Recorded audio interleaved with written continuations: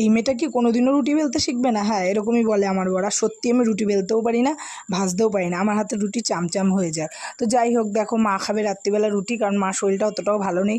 কারণ এখনকার যা ওয়েদার, বৃষ্টি হচ্ছে যখন তখন খুব ঠান্ডা পড়ছে, আর বৃষ্টি কমে গেলে খুব গরম, তার জন্য মা খাবে রুটি। আর আমাদের জন্য ইলিশ মাছ রান্না করেছে দুপুরে, ইলিশ মাছ আর ভাত রয়েছে। তো মার জন্য 5টা রুটি করবো। তো 5টা রুটি 5 রকম হয়েছে, মানে মানে কি কি হয়েছে সে আমিও বুঝে বলতে পারবো না তোমাদেরকে। তো দেখো রুটিগুলো বেলে নিচ্ছি। আর আমি রুটি না চাটুতে ভালো পারি না, কড়াইতেই তাই জন্য বেলি, আর হচ্ছে থালার মধ্যে বেলি, কড়াইতে ভাজি, সরি। তো দেখো রুটিগুলো ভেজে নিলাম। 5টা রুটির মধ্যে একটা রুটি ফোলাতে পেরেছি।